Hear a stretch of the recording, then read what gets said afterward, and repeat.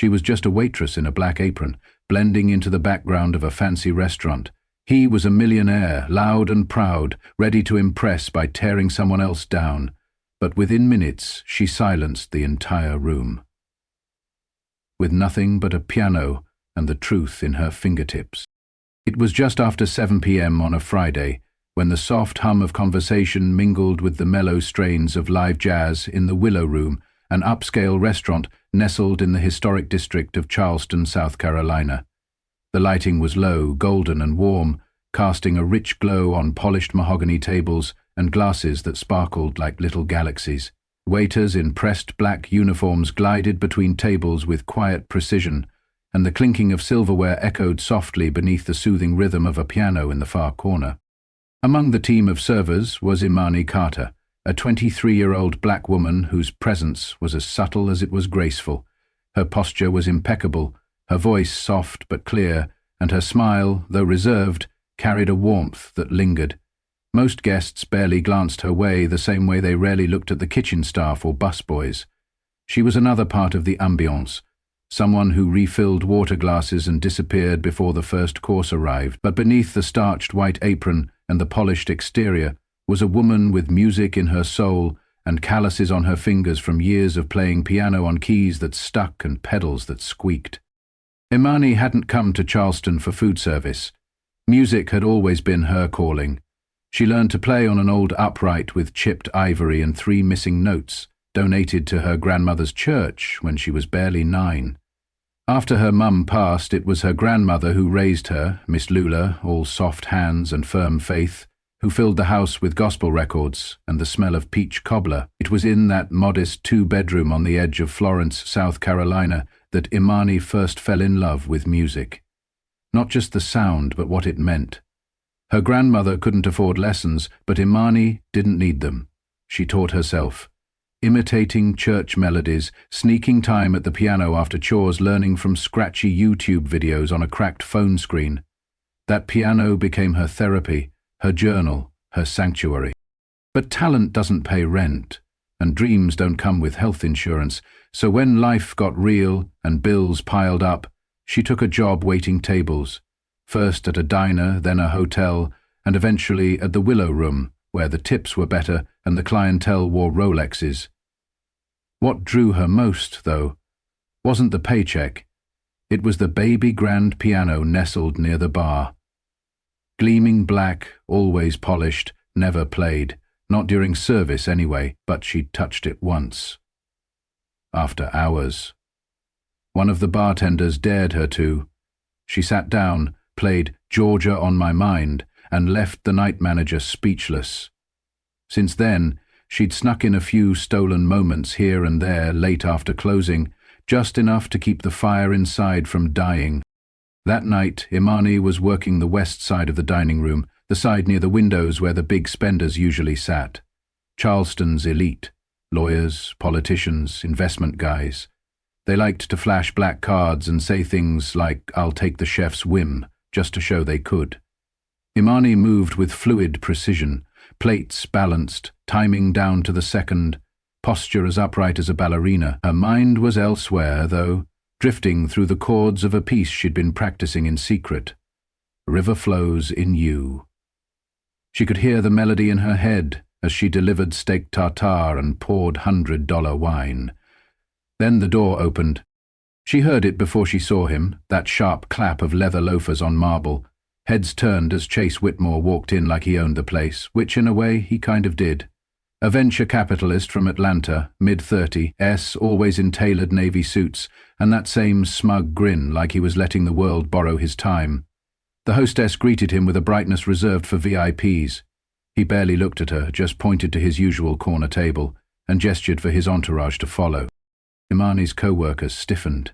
Everyone knew that guy. Big tipper, sure, but he came with a side of ego that soured the air. He liked to play games with the staff, remembering names just to misuse them, asking inappropriate questions with a smile, treating the restaurant like his personal stage. "Guess who's got him tonight?" murmured Marcus the busser as he brushed past Imani near the wine rack. She already knew. "West corner," she replied with a resigned sigh. "Godspeed." She made her way to the table, tray tucked neatly under her arm, smile in place. Chase looked up as she approached, eyes scanning her name tag like he was choosing a wine. Imani, he said slowly, drawing out the syllables. Now that sounds like a name with a story. She ignored the jab, steadying her voice. Good evening, Mr. Whitmore. Can I start you with sparkling or still? He smirked, leaned back and ordered a whiskey neat, some top-shelf brand she could never afford. As she took the rest of the party's drink orders, she felt his eyes follow her. She'd seen that look before. Not quite interest, not quite menace. Just enough condescension to feel like a spotlight you didn't ask for. The drinks came, then the appetizers. Chase laughed loud enough for neighboring tables to glance over, regaling his companions with tales of boardroom battles and yacht parties. Imani kept her pace calm, collected, moving between tables like a shadow. But then, as she cleared a plate, Chase struck. So, Imani, he said, voice louder than necessary, what do you do when you're not serving caviar to people like us? She paused for a beat, unsure if it was worth engaging. I play piano, she said simply, hoping to leave it there. He tilted his head as if amused. A pianist, he said, dragging out the syllables. That's adorable. She pressed her lips together. He wasn't done. Do you play here? No, don't tell me. You're just waiting to be discovered, right? He laughed. His table laughed. Imani didn't. She straightened her posture, kept her tone polite. I don't play here, no. Chase's grin widened like a wolf with a new toy.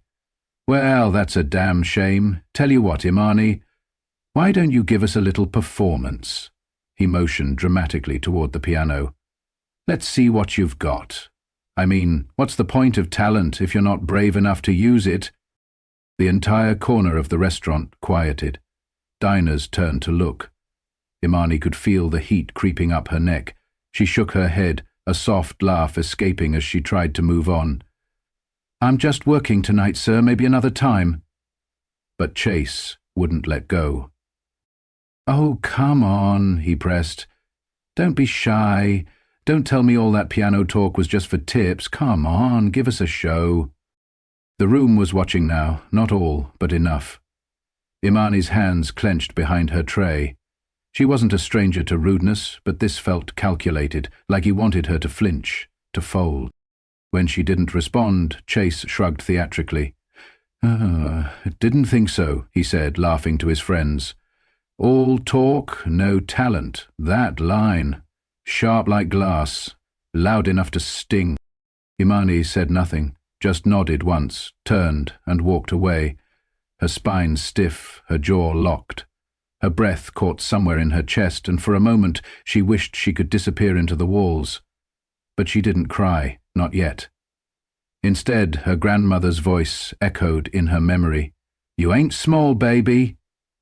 Don't let nobody treat you like you are. And just like that, something shifted. Not in the room, in her. Because Chase had just dared the wrong woman, and she wasn't about to let him define her.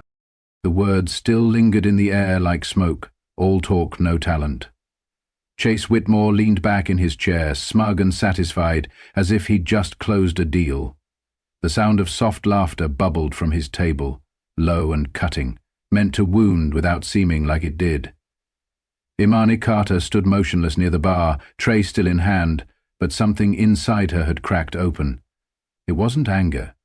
It was something quieter, deeper, a spark that had once been buried beneath long shifts and small paychecks. And without another word, she set her tray down and walked toward the grand piano. The hush began subtly, first at the nearby tables, then spreading like ripples on a still lake.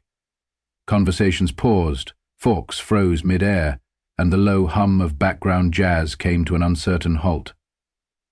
The spotlight hadn't shifted, there was no cue, but somehow the room knew something was happening. Imani's heels clicked softly against the dark wood floor. She didn't rush. Her expression was calm, almost serene, but her hands trembled slightly at her sides. That long, gleaming baby grand in the corner had always been more monument than instrument to her. It had watched her night after night, untouched, pristine, reserved for ambiance. She reached it and paused, letting her fingertips brush the lid. The wood felt cool, smooth, expensive. It was nothing like the scratched-up upright piano she grew up with, the one with chipped keys and a pedal that stuck unless you kicked it twice. But that old thing had been her salvation. She'd played until her fingers cramped, until her grandmother called her in for supper, until the world made sense again. She sat down, adjusted the bench, closed her eyes. The noise around her vanished. Not because the room went quiet, though it did, but because she went inward, to the place she'd always gone when the world pressed in too hard. Her hands floated above the keys for a moment, searching for breath. And then she began. The first few notes of River Flows in You trickled out like water from a cracked jar. Soft, hesitant, almost shy. The melody wove through the dining room like a whisper, curling around wine glasses and whispered conversations, dissolving the tension that had settled moments before. She didn't look up, didn't need to. The keys pulled her forward, guiding her through the ache, the sacrifice, the slow unspooling of every part of her that had been boxed up for safekeeping. As the music built, so did her confidence. Her fingers moved faster now, smoother, with intention. She wasn't just playing. She was telling the story of a girl who had taught herself Bach on a piano with 3 broken keys, who played hymns at church barefoot, who filled quiet Carolina nights with Gershwin and gospel. The weight of everything she had swallowed, the lost opportunities, the bills, the silence of being overlooked, poured out of her and into the room. She laid it all bare. And the room listened. The clink of glasses stopped, the cutlery hushed. Diners turned in their seats, their expressions shifting from passive curiosity to rapt attention. Somewhere near the bar, a couple stopped mid-conversation, leaning forward, mesmerized. Her co-workers stood frozen behind service stations, mouths slightly open. Even the head chef peeked through the kitchen doors, arms crossed, listening like he'd just stumbled into something sacred. At Chase Whitmore's table, no one laughed anymore. Chase stared, unmoving, the smirk gone. His hand rested on his glass, forgotten as his gaze locked onto Imani.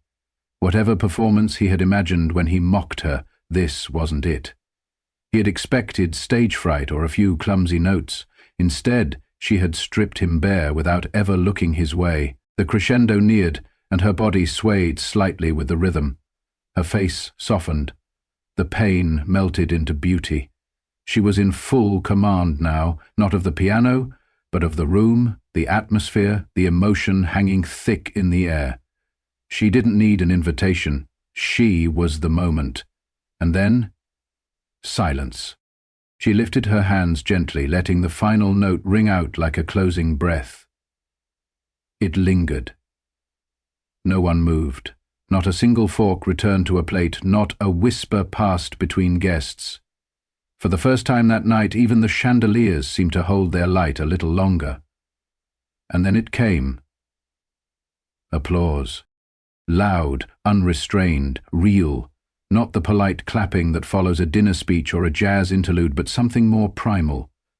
Diners stood. Some clapped slowly, others with tears glistening. The applause rolled through the room like thunder, and still she sat, heart pounding, unsure whether to stand or vanish. Her co-workers joined in too. Marcus, near the back, shouted, "That's right, Imani," while another server grinned wide, shaking his head in disbelief. She finally rose from the bench, legs trembling. She turned toward the room, not bowing, not smiling, just standing tall, eyes bright. And as her gaze swept across the space, it landed, unavoidable, on Chase. He clapped too, but it was the kind of slow, hollow clap that said more about him than her. His face was hard to read now, stuck somewhere between shock and discomfort. The arrogance was gone, replaced by something unfamiliar. Vulnerability, maybe, or shame. He cleared his throat, voice louder than necessary. "Well," he said with a half-hearted chuckle, "that was unexpected. Looks like we've got a hidden gem behind the bar." The line fell flat. A few guests at nearby tables exchanged glances. One even rolled her eyes. Imani, standing a few feet away now, met his gaze without flinching. "It's not about proving anything to you," she said, her voice calm, steady. "I just needed to play." There was no bitterness in her tone, just truth. That same truth she had carried in her music, now spoken out loud. It was final. And it was enough. Chase blinked, unsure what to say. He opened his mouth, then closed it again, reaching instead for his glass like it was a lifeline. Imani turned away, no longer needing to see his reaction. The moment had passed, but its impact lingered. She walked back toward the service station, her co-workers parting to let her through. Some clapped her on the back. One whispered, "Damn girl." Another simply gave her a nod, solemn and proud. The dining room began to breathe again. People returned to their meals, but something had changed. The energy, the respect, the way they looked at her now, as if they'd just seen someone step into her own light. She didn't smile, not yet, but something inside her had shifted, and as she picked up her tray again, it wasn't with the weight of someone carrying orders. It was with the quiet power of someone who had just reminded a room full of strangers exactly who she was. An artist. And no one, not even a man with money, status, or an audience, could take that away. The applause had faded, but its echo lived in every corner of the restaurant. It lingered in the way people glanced at Imani Carter as she moved through the room now, not as a waitress, but as someone they were still trying to fully understand. Plates still needed to be cleared, drinks refilled, dessert menus delivered, but something had shifted, and everyone felt it. The girl who had walked in quietly at the beginning of the night had become something else entirely by the time her fingers left those piano keys. Imani picked up her tray again, but the weight on her shoulders had lifted. It wasn't pride, not exactly. It was something deeper.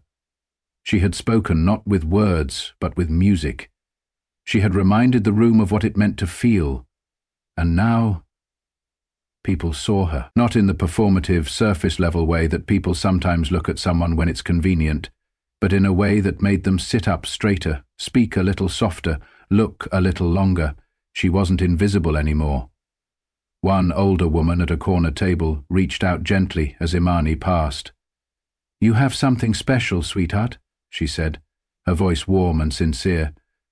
"Don't ever let the world talk you out of it." Imani smiled quietly, her heart full in a way no paycheck had ever made it feel. Even some of the regulars, folks who barely made eye contact before, nodded as she passed, offering soft, affirming words. The mood of the room had transformed not just in how they looked at her, but how they looked at themselves. Chase Whitmore hadn't said much since her performance. His table had grown noticeably subdued. His usual swagger dimmed into silence. He didn't ask for another drink. Didn't laugh or hold court like he usually did. His companions shifted uncomfortably in their seats, avoiding eye contact as Imani approached with their check. She laid it down without ceremony, calm and steady, her gaze resting briefly on Chase. He looked up, eyes searching for something, but he didn't find it. Not control, not comfort, not forgiveness. "You've made your point," he said, low and clipped, a faint edge of irritation in his voice. "No need to rub it in." Imani tilted her head slightly. "It was never about you," she replied, not with anger, but with clarity. "I just needed to play." His eyes flickered with something he couldn't quite hide, regret maybe, or shame that had nowhere to go.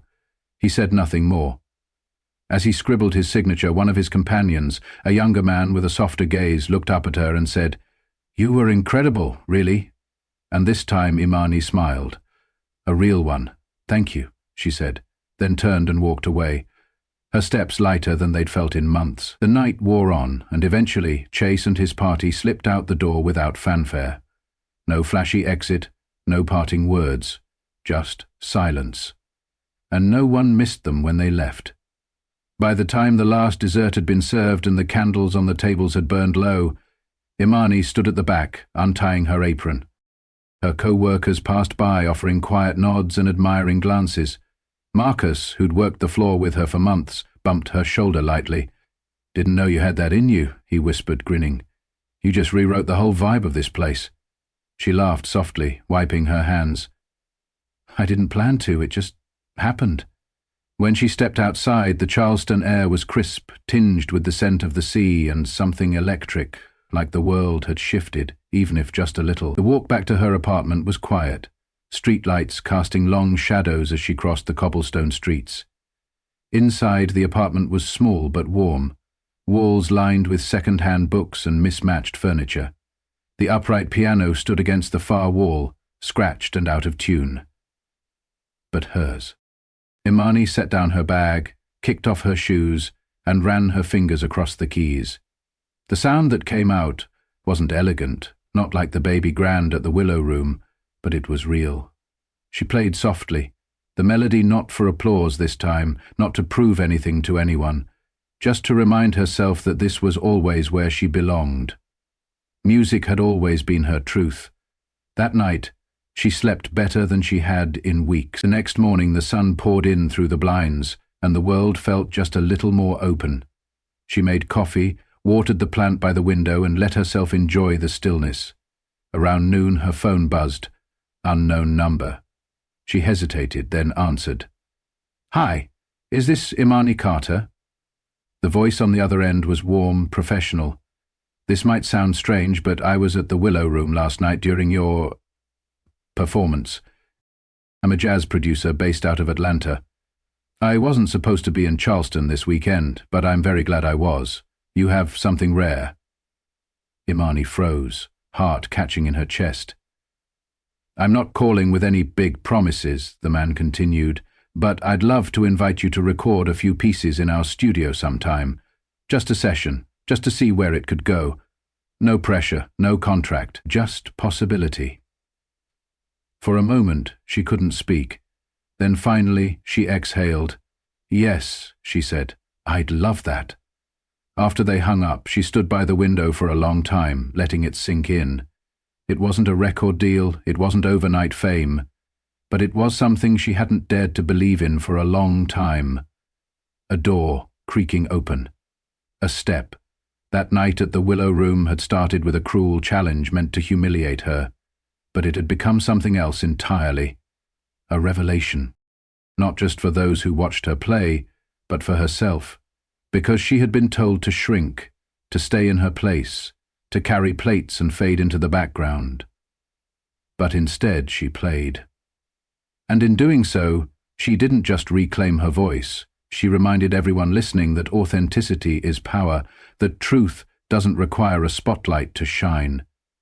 She had walked through fear and come out the other side with her head high and her soul intact. And now, as she laid her hands on the piano again, playing not for anyone but herself, she knew the world wouldn't define her by her uniform or by someone else's doubt. She was more than a waitress, more than a background character.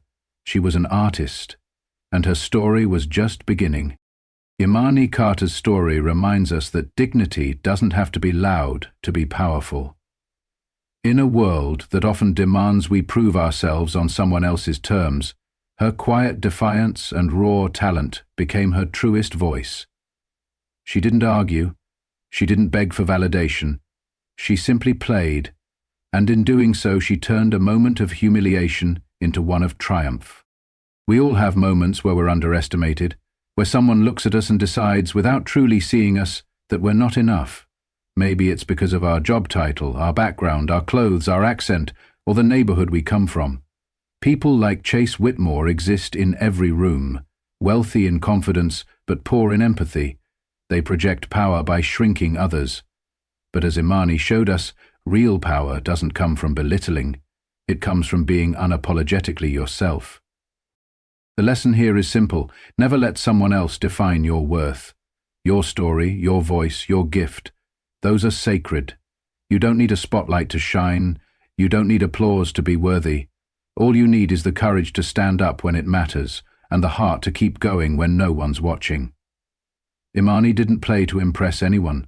She played because that music lived in her, and silencing it would have been the greater tragedy.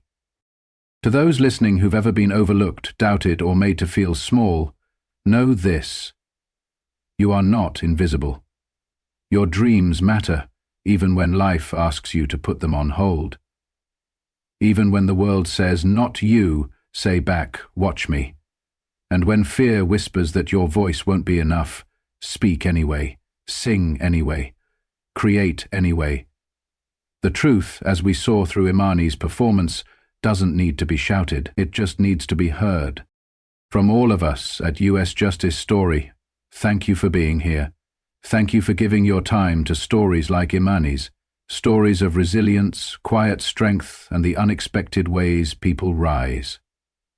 If this story moved you, inspired you, or reminded you of your own inner voice, we hope you'll share it, because someone out there might be carrying the same silence, and your encouragement could be the moment they find their sound. Until next time, keep showing up, keep speaking your truth, and never forget, your story matters more than you know.